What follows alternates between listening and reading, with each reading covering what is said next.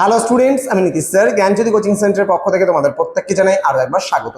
তো আজকে আমি তোমাদের সঙ্গে আলোচনা করব এনইপি 4 ইয়ার আন্ডার গ্র্যাজুয়েট প্রোগ্রামের অধীনস্থ যে সমস্ত ছাত্রছাত্রীরা যারা নর্থ বেঙ্গল ইউনিভার্সিটি আন্ডার বিভিন্ন কলেজগুলোতে যারা সেকেন্ড সেমিস্টারে পড়াশোনা করছো, তোমাদের কিন্তু এই বছর রয়েছে মেজর পেপার 4 হিস্ট্রি, এবং আজকে সেই মেজর পেপার 4 হিস্ট্রি থেকে ভীষণ গুরুত্বপূর্ণ একটা টপিক নিয়ে আলোচনা করব।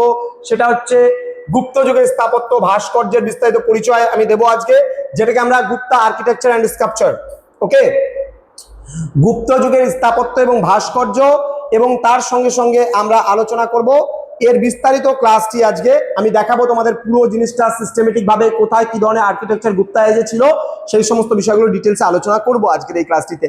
যারা এখনো পর্যন্ত আমাদের চ্যানেলটিকে সাবস্ক্রাইব করনি তারা অবশ্যই চ্যানেলটিকে সাবস্ক্রাইব করে পাশে থাকা বেল আইকন অল প্রেস করে দাও, যাতে নেক্সট টাইম থেকে কোনো ভিডিও আপলোড করলে তার নোটিফিকেশন তুমি সবার আগে পেতে পারো।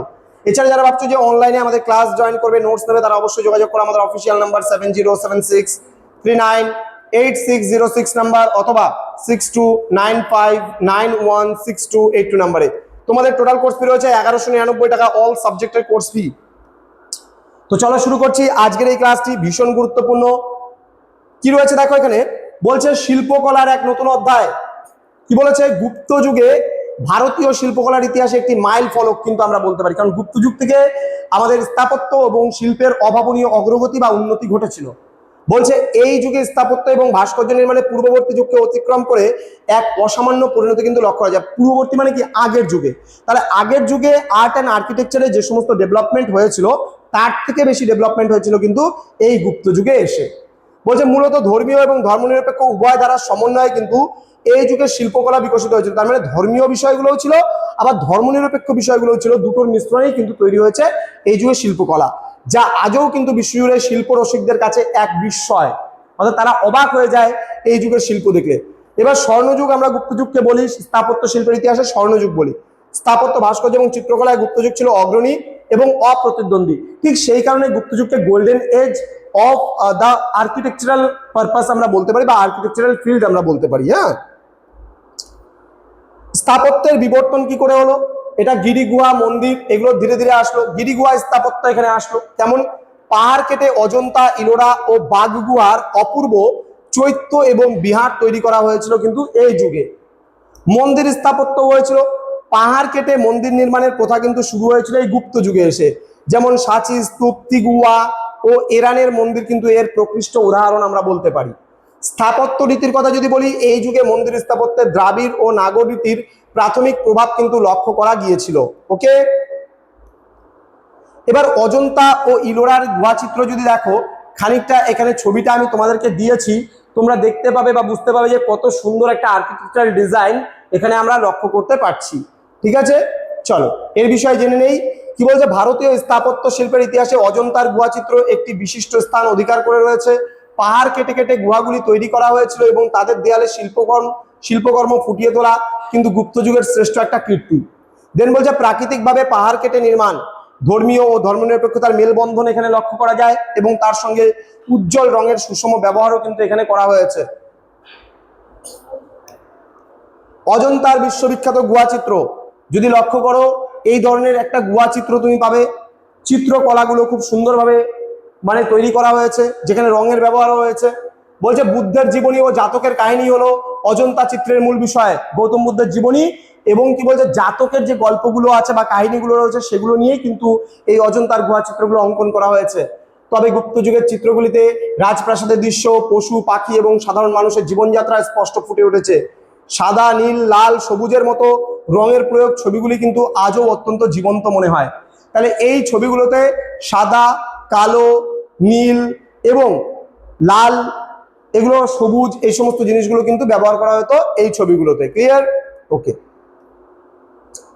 এবার এখানে চিত্রকলার বিষয়বস্তু যদি রঙের কথা বলি, সাদা, কালো, নীল, লাল, সবুজ, হলুদ, এই সমস্ত রঙের এক মিশ্রণে চিত্রগুলিকে কিন্তু সজীব এবং জীবন্ত করে তোলে। এবং এখানকার ছবিগুলো ছিল প্রকৃতি নির্ভরতা, যেমন ফুল, ফল, পশু, পাখির চিত্রের মাধ্যমে প্রকৃতির প্রতি অগাধ ভালোবাসা কিন্তু এখানে প্রকাশ পেয়েছে। মানুষ যে প্রকৃতিকে ভালোবাসতো তার একটা নমুনা এই চিত্রগুলিতে পাওয়া যায়। দেন সামাজিক চিত্র, কৃষক, ভিক্ষুক ও সন্ন্যাসীদের চিত্র গুহার দেওয়ালে অঙ্কিত হয়েছে, যা তৎকালীন সমাজকে কিন্তু তুলে ধরে। নেক্সট বলছে সজীবতা, বলছে তুলির নিখুঁত টানে প্রতিটি চরিত্র যেন জীবন্ত হয়ে দর্শকদেরকে কিন্তু মুগ্ধ করে তোলে।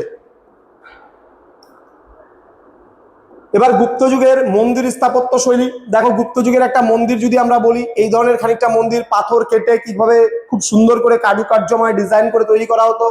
উল্লেখযোগ্য নিদর্শনের কথা আমরা যদি বলি গুপ্ত যুগের, তাহলে সাচি, তিগুয়া এবং ইরানের মন্দিরগুলি গুপ্ত যুগের উন্নত মন্দির স্থাপত্যের সাক্ষী। এই সময়ে ভারতীয় মন্দিরের শিখর এবং গর্ভগৃহের গঠনশৈলী সুসংহত হতে শুরু করে। ঠিক আছে, পাথর কেটে নির্মিত এই মন্দিরগুলিতে সূক্ষ্ম কারুকার্য এবং ভাস্কর্যের সার্থক প্রয়োগ কিন্তু দেখা যায়।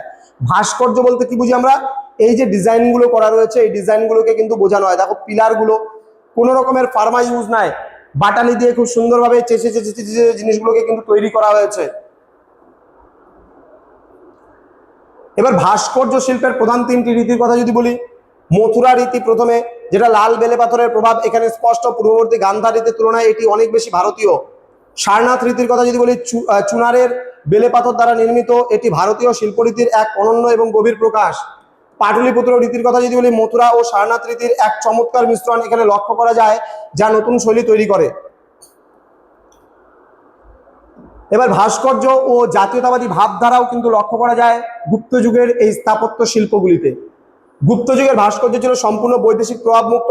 গান্ধার ও মথুরা রীতির অতীন্দ্রিয় প্রবণতাকে উপেক্ষা করে প্রতিটি মূর্তিতে কিন্তু অন্তরের ভাবনা ফুটে উঠেছে। ব্রাহ্মণ ও ধর্মকেন্দ্রিক বৈষ্ণব এবং শৈব ভাস্কর্যের বিকাশ এই যুগে কিন্তু অনন্য মাত্রা পায়। বিশেষ করে সারনাথে প্রাপ্ত বুদ্ধ মূর্তিগুলি শিল্পীদের কিন্তু শিল্পচেতনার শ্রেষ্ঠ পরিচয় দেয়। ক্লিয়ার? এখানে বুদ্ধ মূর্তিটা দেখো কত সুন্দর বানিয়েছে। এবার গুপ্ত যুগের ভাস্কর্যের কিছু মৌলিক বৈশিষ্ট্য রয়েছে। 1 নাম্বার বলছে অতীন্দ্রিয় প্রবণতা, বিদেশি প্রবণতা এবং ধর্মীয় মেলবন্ধন, তিনটি প্রধান শিল্প বন্ধন দেখা যায় এখানে। মূর্তিতে কেবল শারীরিক সৌন্দর্য নয় বরং আধ্যাত্মিক ভাব ফুটে উঠেছে অতীন্দ্রিয় প্রবণতার মধ্যে। এবার বিদেশি প্রভাবমুক্ত এই শিল্পগুলো শিল্পীরা জাতীয়তাবাদী ভাবধারায় উজ্জীবিত হয়ে কাজ করতেন। এবং ধর্মীয় মেলবন্ধনের মধ্যে যেমন বৌদ্ধ শৈব এবং জৈন নয় বৈষ্ণব ধর্মের কিন্তু মূর্তির সহাবস্থান একসাথে লক্ষ্য করা যায়। তো এই ছিল আজকের ক্লাস, যেখানে আমরা গুপ্ত যুগের স্থাপত্য শিল্প নিয়ে আলোচনা করলাম। তো যারা এখনো পর্যন্ত আমাদের চ্যানেলটিকে সাবস্ক্রাইব করেনি, সাবস্ক্রাইব করে পাশে থাকা বেল আইকন অল প্রেস করে দাও। আমাদের অফিসিয়াল নাম্বার এখানে স্ক্রিনে দুটো দেখতে পাচ্ছ, যোগাযোগ করো এবং তোমার অল সাবজেক্টের নোটস পত্র পেতে পারো আমাদের কাছে। যদি মেজর কোর্সে কেউ জয়েন করো তাহলে বাকি সবটাই কিন্তু তোমরা পাচ্ছ ফ্রিতে। দেখা হচ্ছে খুব তাড়াতাড়ি আরো একটা নতুন ক্লাস নিয়ে। তোমরা প্রত্যেকে ভালো থেকো, সুস্থ থেকো। Thank you so much, thanks for watching after all, thank you.